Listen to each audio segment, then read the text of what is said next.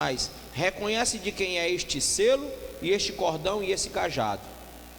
Reconheceu Judá e disse: mais justa é ela do que eu, porquanto não a dei a selar meu filho e nunca mais a possuiu. E aconteceu que, estando ela para dar à luz, havia gêmeos no seu ventre.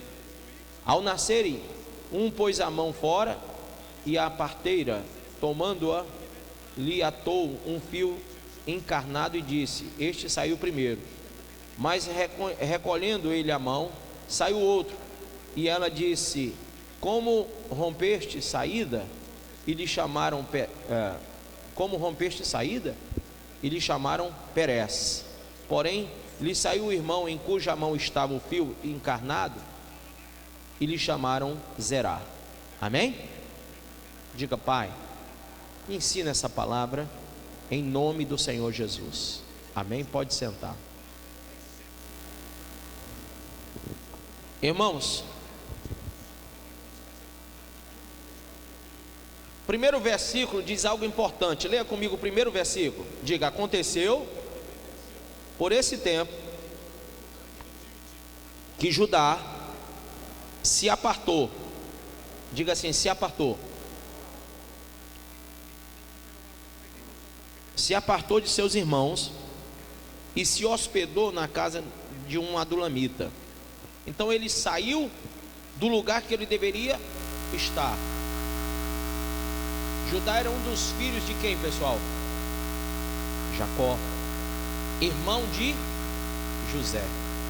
Ele não só tinha exemplo no pai, mas também Jacó era filho de quem?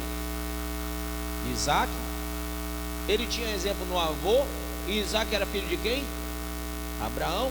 Ele tinha exemplo no bisavô, e como se não bastasse, ele tinha um irmão que ele havia desprezado, que era um homem de Deus.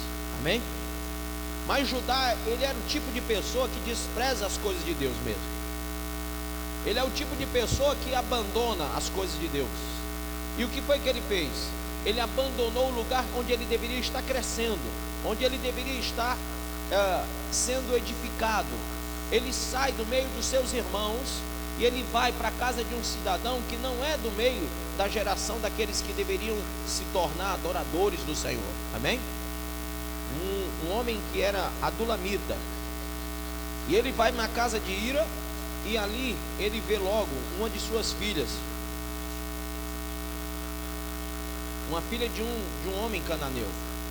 E a Bíblia diz que quando ele olha para aquela mulher, um homem cheio de desejo carnal, né?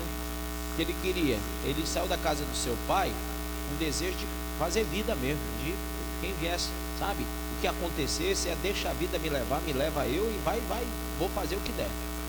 E o que ele fez foi exatamente isso.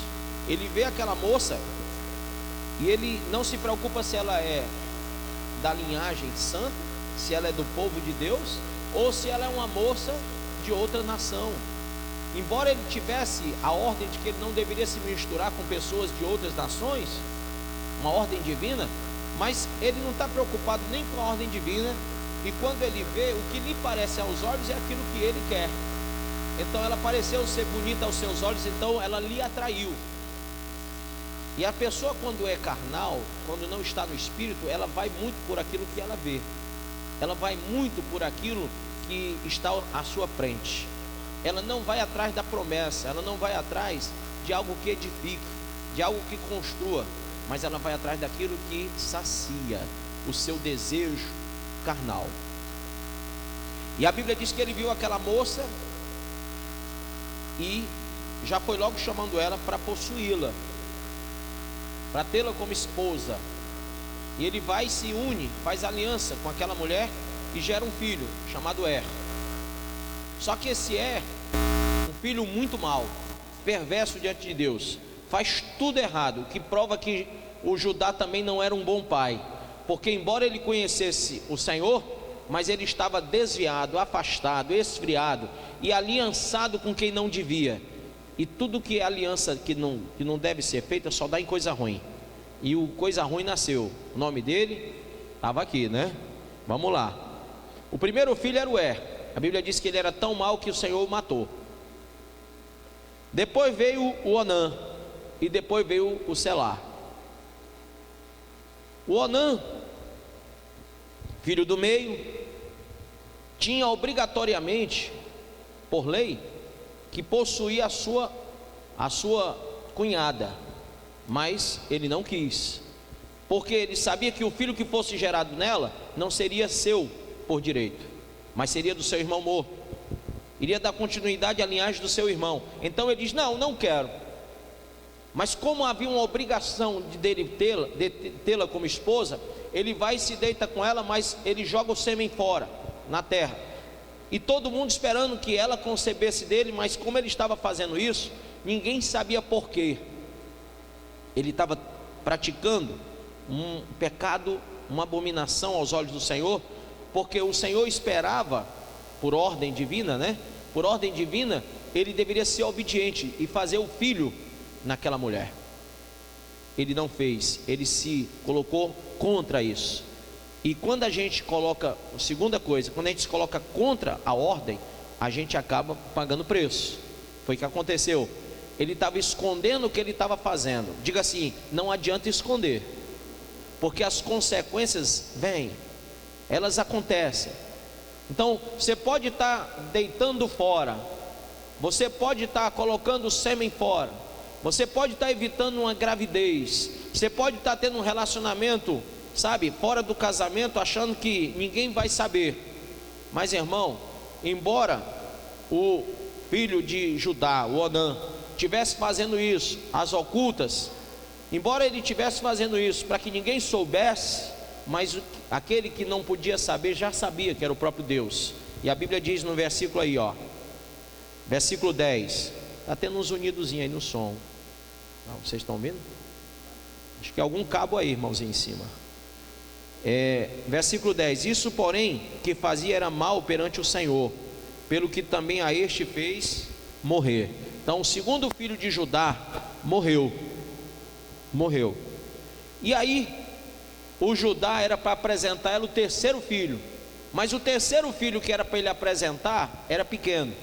E ele diz para Tamar: olha Tamar, você vai esperar o meu terceiro filho crescer para poder te tomar como esposa. Sinceramente, é até difícil. Você perde o primeiro filho, perde o segundo, ele tem que dar o terceiro, mas era lei. E o menino cresceu, se tornou adulto, mas Judá não entregou, não mandou selar o terceiro filho e buscar Tamar como esposa. E ela estava cumprindo a sua viuvez, mas esperava ser tomada por mulher e não foi. E aí nesse inteirinho, a mulher de Judá morre. E essa mulher, quando morre, o deixa inconsolado. E ele sai à viagem, vai até essa outra região, a Tímina, e no caminho, à entrada de Enaim, Tamar, vestida de prostituta, com o rosto encoberto, Tamar vai e, se disfarçando, vai e atrai para si Judá. Veja aí, versículo 14, leia comigo. Então ela despiu as vestes de sua viuvez e, cobrindo-se com um véu, se disfarçou e se assentou à entrada de Enaim. Diga assim: o pecado, o mal, quando vem, quando a tentação vem, quando a prostituição vem, quando a pornografia vem, quando a sujeira vem, quando a imundície vem, não vem dizendo eu sou imundo, não vem dizendo eu sou sujo, vem dizendo eu sou prazeroso, eu sou gostoso, eu sou bom. O mal não se apresenta como mal, ele se disfarça. E a Bíblia diz que ela se disfarçou. Amém? Ela se disfarçou. Às vezes, irmão, você não sabe, você quer ter comunhão com Deus, com o Espírito Santo, mas você não entende que você precisa de discernimento espiritual. Você precisa buscar o entendimento de Deus para que você não seja iludido, ludibriado pelo mal, porque Satanás quer impedir você de ter comunhão com o Espírito Santo, de ter comunhão com Deus. E o pecado é algo que afasta você da presença do Senhor. O pecado de de um homem, de uma mulher, o afasta. Isaías capítulo de número 59 fala sobre isso, que o pecado, a mão do Senhor pode estar estendida sobre você, a vontade de Deus para você pode ser grande, mas, segura aí, irmão, diz que eu não estou, diz que eu estou pregando, diz que eu estou no céu, arrebatado, amém? Irmãos, o pecado não quer saber se você é alto, baixo, bonito, feio, gordo ou magro, se você é pastor, é missionário, é bispo, é apóstolo, ou seja lá o que você seja, ou simplesmente uma ovelha que está sentadinha no banco da igreja.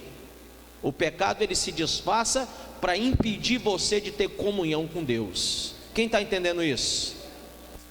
Primeira lição que eu vejo é: por que Judá sai do meio dos seus, do meio daquilo que era bom, do meio daquele lugar onde ele deveria crescer, e vai para uma região que não era a que ele deveria estar, vai para casa que não era a que ele deveria estar, pega uma mulher que não era a que ele deveria estar, de um povo que não deveria estar, gera filhos que não deveriam ter sido gerados, e a consequência disso é o primeiro morrer, o segundo morrer, e o terceiro quase vai morrer, se você não prestar atenção aqui, você vai ver isso. Ele já não entregou o terceiro com medo de morrer, o terceiro, porque era o último filho que ele tinha daquela mulher. E você imagina que isso tudo é chamado maldição familiar, meu irmão. O afastamento, o desvio, o desvirtuamento de Judá faz com que a maldição entre na sua vida familiar. Aí você vê, veja comigo, quando ele olha para aquela meretriz, que ele acha que é a meretriz, mas na verdade é sua nora, disfarçada, ele se dirige a ela e diz no versículo 16: então se dirigiu a ela no caminho e lhe disse: vem, deixa-me possuir-te, porque não sabia que era a sua nora. Ela respondeu: que me darás para coabitares comigo? Existe aqui um peso espiritual. Irmãos, o diabo está sempre buscando valorizar disfarçadamente aquilo que ele tem, para que você possa, sopesando, acreditar que aquilo que ele está lhe apresentando aos olhos é mais precioso do que a sua vida espiritual com Deus. E tem gente que cai nessa. Tem gente que passa um jejum de 40 dias, de 50 dias, de 90 dias, de 200 dias, passa a vida na igreja buscando a Deus, e faz como o Esaú, troca o seu direito de primogenitura por um prato de lentilhas, por um guisado. Então, muitas vezes, irmão, nós nos guiamos pelo que vemos, pelo que cheiramos, pelo que desejamos no coração, e nos apartamos da bênção do Senhor, nos apartamos do propósito de Deus.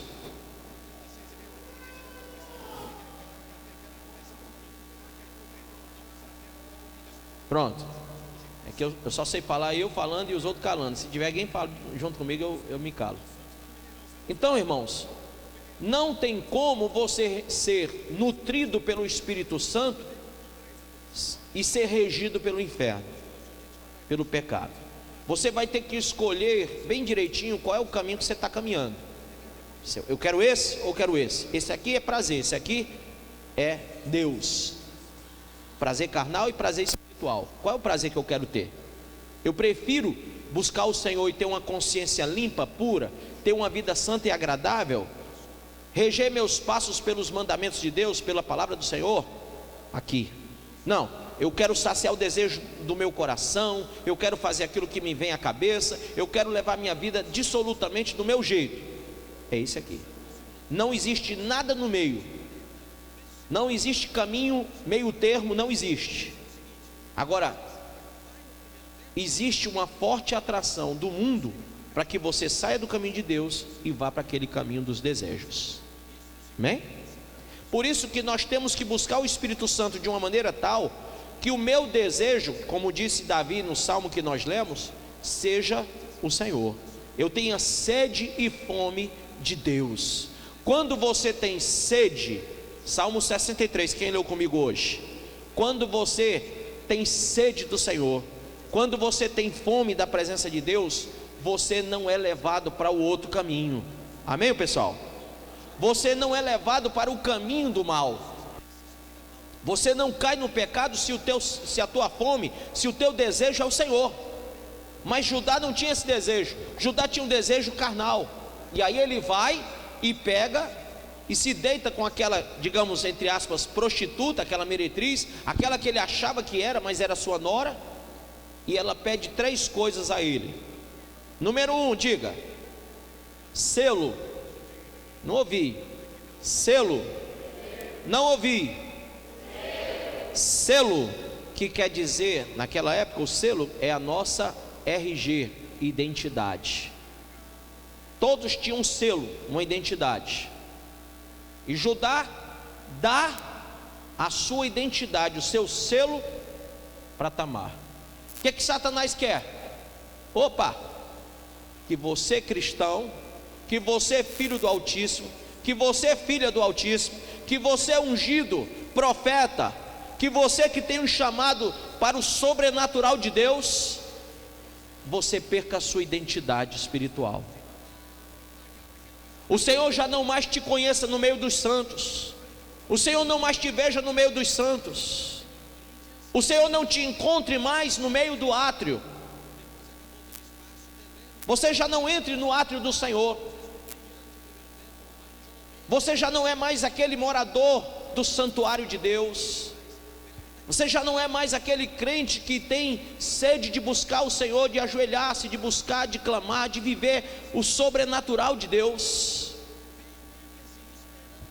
E é por isso, irmão, é por essas coisas, que a primeira coisa que ela pede é o selo.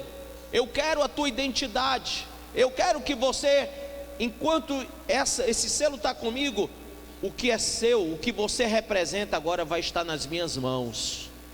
Irmão, o que é que nós temos diante de Deus que é a maior posse, a maior representatividade, a maior forma, sabe, sobrenatural da presença de Deus na nossa vida, senão a nossa salvação? Quando você dá o selo da identidade, quando você perde a identidade daquilo que você é diante do Senhor, você se torna alguém que não tem motivo de ser, de estar. Por isso que tem pessoas que perdem a identidade espiritual e já não são mais como antes. Quem já viu pessoas que mudaram e já não são mais como antes? Que você diz, poxa, mas fulano era tão, sabe, espiritual, buscava tanto a Deus, agora está tão frio, já não é mais como antes, porque perdeu a identidade, irmão. Na ânsia do pecado, na vontade, no desejo, na eptomia, desejo incontrolável, ele corre, entrega a sua identidade espiritual. Segunda coisa que ela pede o quê? Ela pede como penhor 3 coisas. Versículo de número 17. Ele respondeu: enviar-te-ei um cabrito do rebanho. Perguntou ela: dar-me-ás penhor até que o mandes? Ou seja, eu quero uma garantia que você vai me mandar o cabrito que você está me prometendo para me pagar pela noite que você vai ter agora. Porque Satanás pode dar a você, o diabo pode dar, o inferno pode dar, o mundo pode dar. Olha, o mundo tem muito para dar para você, mas também tudo que ele der te será cobrado. E talvez você já esteja pagando um preço muito alto, e o maior preço, irmão, é você estar aqui dentro da igreja frio, é você estar aqui dentro da igreja sem ter nenhum tipo de ligação espiritual com Deus, é você não conseguir acessar, sabe, as regiões celestiais no meio da tua oração. Você já não tem mais aquele desejo, aquela fome, aquela sede, você não tem mais aquele compromisso, você não tem mais aquela aliança, você está frio, está afastado. Eu não quero que você esteja aqui na igreja por estar. Eu não quero que você venha para essa igreja só para ter mais uma pessoa sentada numa cadeira. Meu irmão, abandona esse conceito e recebe um conceito novo. Te identifica com Deus. Ele disse: sede meus imitadores. Quando o apóstolo Pedro foi encontrado e mentiu e negou 3 vezes que era seguidor de Jesus, era discípulo, mas naquela hora que ele foi apontado, olharam para suas vestes e disseram: tu se veste como ele. Não, mas eu não sou discípulo dele. E disseram: mas tu fala como ele. Eu não sou discípulo dele. Mas tu age como ele também? Mas eu não sou. E ele negou 3 vezes. Eu não conheço ele, eu não conheço. Não conheço. É que Pedro tinha a sua identidade. Ninguém lhe tinha tirado a identidade. E por mais que ele verbalmente estivesse negando, mas ele se parecia muito com o mestre. Então o diabo quer tirar a tua identidade, filho. Aí chega alguém e diz assim: rapaz, deixa de bobagem. Esse negócio de ser crente, isso é bobagem. Isso é besteira. Entendeu? Para que isso? Para que esse negócio? Isso aí, ó, é gente doida, Pinel. Meu irmão, o diabo está tentando arrancar de você a sua identidade de crente, de cristão, amém? De salvo. É melhor você se parecer, filho, com o pai, do que ser um bastardo, sim ou não? Tem muito bastardo dentro da igreja, meu irmão. Tem muita gente que não se parece com Deus. Tem muita gente que não se parece com o Senhor. Muita gente. A Bíblia diz que ou você é filho de Deus ou filho do diabo. E tem muita gente achando, se chamando filho de Deus, mas não é. Porque não age, porque não pensa, porque não vive como o Senhor. Amém? Segunda coisa que ela pediu, vamos lá. Ela pede o penhor e ele respondeu: o que posso te dar em penhor? Ela disse: o teu selo, o teu cordão. Cordão ou lenço, a mesmíssima coisa. Naquela época se usava o lenço ou um cordão de identificação. E, pastor, me diz uma coisa: o que quer dizer esse cordão? As pessoas que usavam por honra. Era uma forma delas serem honradas. E é interessante, irmão, que quando Judá ouve, ele nem está preocupado com a honra dele. Quantos maridos e quantas esposas perdem a sua honra no adultério? Quantos crentes estão perdendo a sua honra, fazendo tudo o que há de errado no namoro, no noivado? Ou quando compram e não pagam, ou quando pedem emprestado que não deveriam, mas pedem e não devolvem, e as pessoas já não acreditam mais nelas. Você perdeu a sua honra. As pessoas já não confiam mais quando você perde a honra. Você não é mais digno de confiança quando perde a honra. A Bíblia diz: mais vale o bom nome do que os muitos tesouros da terra. Então, quando você é honrado, as pessoas acreditam na sua palavra. Amém? E é por isso que existe a má fama. É para destruir a tua honra. É para impedir que as pessoas confiem em você. Então, ainda que você não pratique o mal, Satanás está sempre por vezes tentando tirar de você o seu bom nome, inventando, levando e trazendo conversa para tirar a sua honra. Imagine se você ainda der uma forcinha para ele e fizer o que é errado, hein? Imagine se você entregar como fez Judá. Toma, nem se preocupou, toma o cordão, toma o lenço, leva. Ora, já tinha dado a identidade, que era o selo. Quem dá a identidade dá honra também. E ela diz: não, mas eu quero uma terceira coisa. Qual é a terceira coisa, pessoal? O teu cajado. Puxa vida, cajado, meu irmão, só era dado àquela pessoa quando ela ia exercer uma autoridade. Lembra quando Deus chamou Moisés? Deus abençoou aquele cajado. Toma esse cajado, Moisés.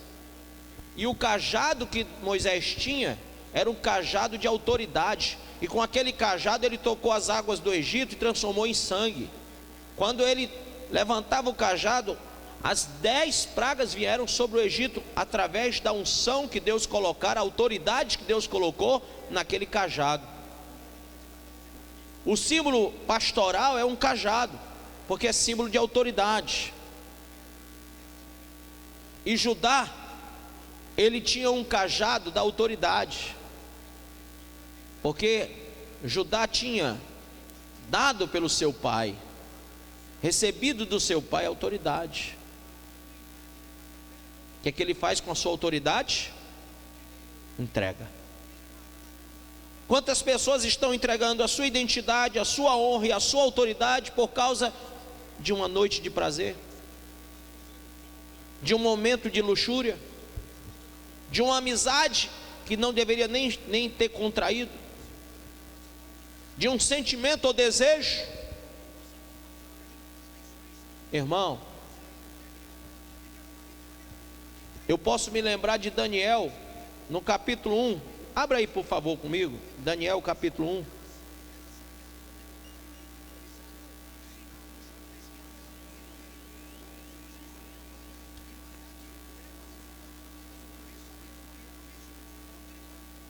Daniel capítulo 1, versículo 8, se eu não me engano, deixa eu ver aqui.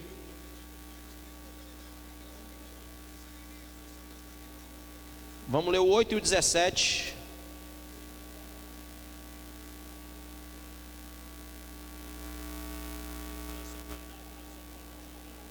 Amém? Quem achou?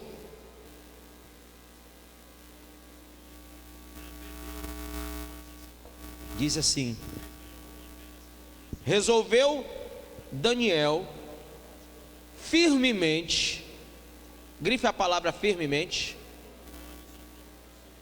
Como é que o crente que quer se consagrar a Deus, que quer se separar para o Senhor, que quer ser cheio do Espírito Santo deve fazer? Ele deve resolver firmemente. Amém ou não? Firmemente. Então a Bíblia diz que Daniel resolveu firmemente não contaminar-se com as finas iguarias do rei, nem com o vinho que ele bebia. Então pediu ao chefe dos eunucos que lhe permitisse não contaminar-se. Ô irmão, você tem a oportunidade de dizer não, mas Daniel estava sendo obrigado a dizer sim. E mesmo obrigado, Daniel resolveu não. Vem cá, olha para mim. Você é obrigado a pecar? Você é obrigado a pecar? Pergunta para o teu irmão, dá o dedão 10 para ele. Diz: você é obrigado a pecar? Diga não. E por que peca? Olhe para mim, volta para mim agora. Irmão, você não é obrigado, mas Daniel estava sendo obrigado. Daniel estava sendo obrigado. E a Bíblia diz que ele mesmo sendo, escuta, por favor, não fala agora.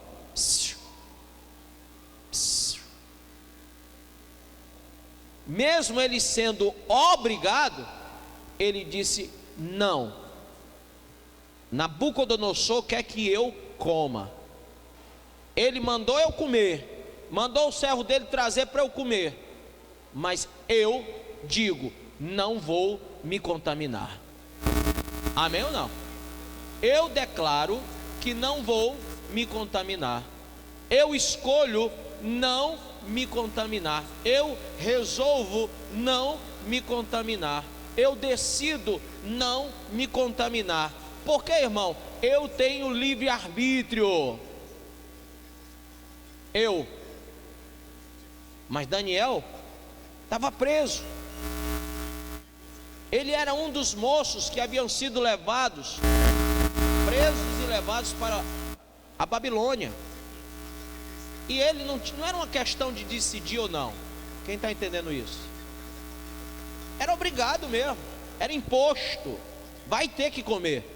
Mas ele resolve não comer. Olha, se tiver que comer, pode me matar, eu não como. Ele chega para o chefe dos eunucos e diz: olha, por favor, me ajude, porque eu não quero me contaminar.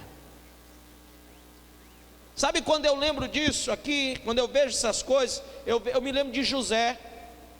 Porque tem tanta gente que diz que não suporta, não consegue vencer o mal, não consegue vencer a tentação. Mas eu vejo José também numa situação difícil, num cárcere, na casa de Potifar, ele é chamado pela mulher de Potifar, que viajou. Ele é chamado pela mulher de Potifar, uma mulher muito bonita, talvez uma das mais lindas mulheres do Egito. E ao ser chamado lá no seu leito, ao entrar no seu quarto, a Bíblia diz que José, ele é seduzido, ou melhor, a mulher de Potifar, ela tenta seduzi-lo e ao mesmo tempo obrigá-lo a se deitar com ela. E José diz não, porque José também resolveu não se contaminar. E José era irmão de Judá. Ele podia dizer: ora, meus irmãos são uns desmantelados, uns loucos, uns dodivanas. Os meus irmãos fazem tudo, por que é que eu não posso fazer também? Porque tem gente que vai na onda da família, né? Não, porque a minha família, porque o meu pai, porque a minha mãe, porque meu irmão, todo mundo lá é o desmantelo total, por que eu vou ser o santinho da casa? José tinha uma carga de, familiar muito negativa ali, uns exemplos muito ruins para ele. Mas ele, José, resolveu não se contaminar. Ele tinha uma vida com Deus, com o Espírito Santo. Ele tinha uma realidade espiritual, uma dimensão espiritual a qual ele viveu ou vivia, entendeu? Ele estava acima daquela dimensão humana, do desejo humano. Ele quis estar acima sempre. Então ele diz: não, eu não te quero, porque você é a mulher do meu Senhor e eu não posso te tomar como mulher. E ela diz: olha, o teu Senhor não está aqui, e eu sou a tua senhora, e eu te ordeno, deita, porque hoje nós vamos ter que fazer negócio aqui, acabou, tchau, deita. Ele: não. E ela: deita. E ele: não. Deita. Não. E o não, ela foi e agarrou nas vestes dele, ele saiu correndo, e ela, rasgou as vestes do homem. Ela pode ter tirado as vestes, mas não arrancou o coração, não arrancou o espírito, não arrancou o temor. Amém? O que é o temor? O temor, eu li para vocês sexta-feira. O que é o temor, pessoal? Phobos, que quer dizer? O que quer dizer o phobos? Quem lembra? Você tem um medo tremendo de desagradar o Senhor, de fazer o que é mau aos olhos dele. Amém? O phobos é isso, é você não querer de forma alguma o pecado. E José tinha um phobos, tinha um temor. E José não vai ouvir aquilo lá, ele sai correndo, ele foge do pecado. Há quem diga que ele não fugiu só dela, fugiu dele próprio, porque também havia uma pressão de fora, mas também uma pressão interna. Quanto tempo José estava sem ter uma relação sexual com a mulher? E tem gente que diz: olha, faz muito tempo eu não suporto. José estava sendo obrigado e suportou, meu irmão. E tu que é casado muitas vezes não quer suportar uma tentação, uma mulher de fora vem dar em cima de ti, e tu casado ainda fica se deixando ser tentado, meu filho, traindo a tua mulher com pensamento, com palavra, com desejo. Deus te deu a tua mulher e você que é solteiro diz: poxa, mas Deus não me deu nada ainda. Não deu porque você não quis. Você não guiou o teu coração no caminho do Senhor, porque se você guiar, você vai esperar no Senhor com paciência, Ele vai inclinar para o teu clamor e vai te dar a bênção. Amém? Ela tirou a identidade, a honra e a autoridade. Depois disso, o que Judá ficou? Nada, coisa nenhuma. Mas vem a vergonha, porque quando alguém chega para ele e diz: olha, a tua nora adulterou, está grávida, e a lei diz que nós temos que fazer o que com ela?